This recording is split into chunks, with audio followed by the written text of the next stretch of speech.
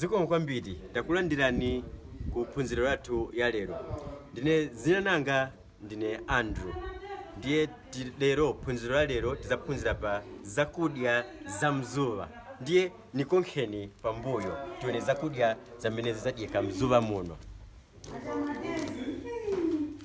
Ndiye kuno tili ndi akuki kapena ophika zakudya za mzuva za oyanganira pa malo ano.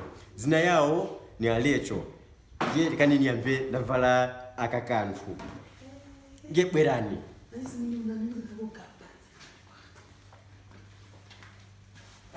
Kuno tili ndi awa ndiponso azatiuza zina yawo ndiponso zomwe ali kuchita. Tina bambo amene azatiuza zamene ali kuchita.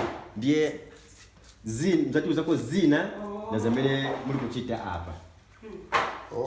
Ine zina yanga ndine Spencer Mwinga. Nisherezera ku security department. Apa nagwera kutandiza chabevalecho kupika nekuti sivamvera bwino lero.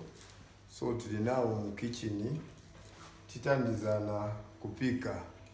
So pali ino nthawi ndikujuva vegetables yamene ndili kupika nangu yamene tikamba kuti ni lepu. So timayambirira kuisuka nasuka mushemushe mukasuka ene wakwera waijuva yemwe amene timapikira lepu. Ndiye awa ndi masamba, ndiyo za masamba timati mchinyanja. Koma ango masulira mchizulu kuti lepu ndiponso mophikira mwakayena. Ndiye bwerani tione kuno mwamene zaphikiriwa zakudya zimenezi. Awa ndiye arecho, ndiye wamayanganira kitchen ino. Ndiye azatiuzako momwe amaphikira zakudya zawo mwene kuno. Timapika lero tapika repu. Timayambia kuijuva taika mpoto na tomato na sadi wonse.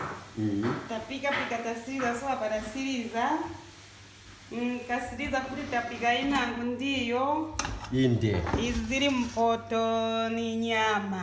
Nyama. Ndiye nyama mapika bwanji nyama? Nyama tikaigula kubucha tikabwera nayo. Kuijuva mapisi. Inde. After kuijuva mapisi wika mpoto. Ndiye kuyamba wika pasto kuyamba upika. Okay. So ndiponso zimene zakudya mmadya bwanji? Mamba kutenga umuntu tenga umoro kuli zinanso zomwe mapika ngati zodyera zimenezi. Timapika na nsima. Ndiye ili konsima olukulibe. Sipika ili pa muliro ibwata nsima. Ndiye bwerani mutilangize mopikira nsima imweyo.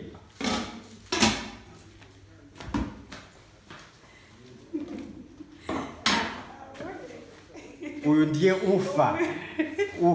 Ni unga. Unga. Hapa ni unga manje tikatenga unga umu. Kaunyamula manje tukiyamba ufaka mpoto. Segura ko manje hapa. Na kuyamba kutyakula manje nsima manje. Mpoto manje. Okay. Uyu ndiye unga manje. Na kufaka manje pangono.